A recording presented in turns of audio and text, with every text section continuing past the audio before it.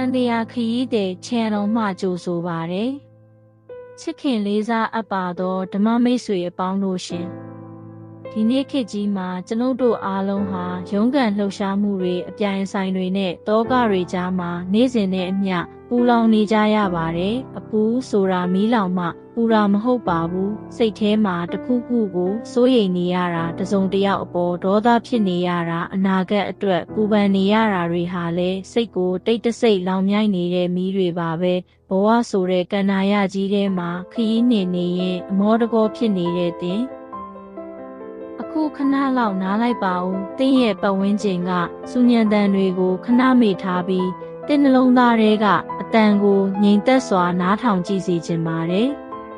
ကျွန်ုပ်တို့ဘာကြောင့်ဒီလောက်တောင်ပူလောင်နေကြတာလဲလို့ပြန်ဆင်ခြင်ကြည့်ရင်အဖြေကရိုးရိုးလေးပါကျွန်ုပ်တို့ကပြင်ပလောကကြီးကိုကိုယ်စိတ်တိုင်းကြလိုက်ပြင်ချင်နေကြလို့ပါရာသီဥတုပူရင်လဲစိတ်ညစ်တယ်လူတွေကကိုယ့်အလိုအတိုင်းမဖြစ်ရင်လဲစိတ်တူတယ်စီးပွားရေးအဆင်မပြေရင်လဲစိတ်ပူတယ်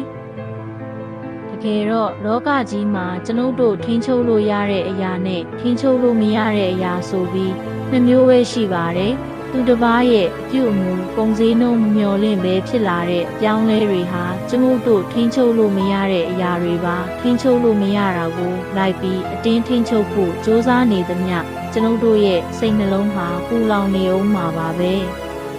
မြတ်စွာဘုရားရှင်ကမိမိကိုယ်သာကိုးကွယ်ရာလို့ဟောကြားခဲ့ပါတယ်အစစ်အမှန်အေးချမ်းမှုဆိုတာအပြင်လောကမှာလိုက်ရှာလို့မရနိုင်ပါဘူး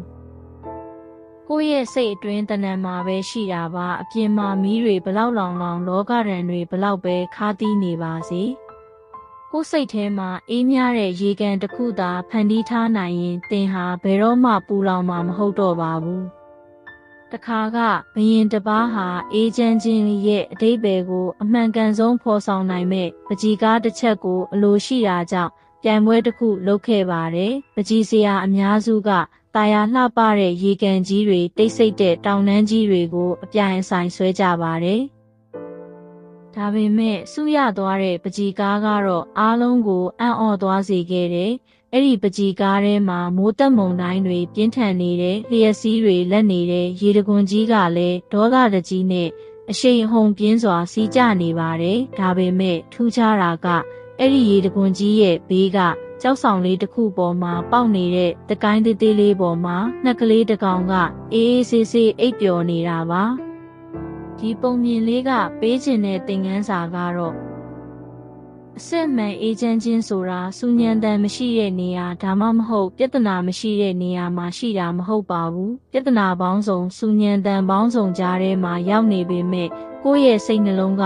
တည်ငြိမ်အေးချမ်းနေတာမျိုးကိုသာခေါ်ဆိုတာပါကျွန်ုပ်တို့ရှင်သန်နေတဲ့လောကကြီးကလည်းအဲ့ဒီပကြီကားတွေကမုန်တိုင်းတွေလိုပါပဲအတက်အကျတွေအပြောင်းလဲတွေကတော့အမြဲရှိနေမှာပါအရေးကြီးတာကအပြင်ကမုန်တိုင်းတွေတင်းနှလုံးသားတဲ့အထိဝင်မလာဖို့ပါပဲအခုဒီတရားစကားကိုနားထောင်နေတဲ့အချိန်မှာတင်းရဲ့ပခုံးပေါ်ကအလေးပင်တွေကိုခဏချထားလိုက်ပါတင်းရဲ့ဝင်လေထွက်လေလေးကိုသတိလေးနဲ့တိမှတ်ရင်းစိတ်ထဲမှာဖြစ်ပေါ်နေတဲ့အပူတွေကိုလေထုထဲမှာစွန့်ပစ်လိုက်ပြီးလို့အေးအေးဆေးဆေးတွေးကြည့်လိုက်ပါတင်းရဲ့စိတ်ထဲမှာဘယ်သူမှလာဖြက်စီးလို့မရတဲ့အေးမြတဲ့ရိတ်တာတစ်ခုရှိနေတယ်ဆိုတာကိုယုံကြည်လိုက်ပါဓမ္မမိတ်ဆွေအပေါင်းတို့ရှင်လောကကြီးကတင့်ကိုအမြဲတမ်းညှာတာနေမှာမဟုတ်ပါဘူးဒါပေမဲ့တင့်မှာတရားဓမ္မဆိုတဲ့ထီးတစ်ချက်ရှိရင်မိုးရွာလဲမဆိုတော့သလိုနေပူလဲမလောင်တော့ပါဘူးဒီနေ့ကစပြီးအပူတွေကိုအပြင်မှာပဲ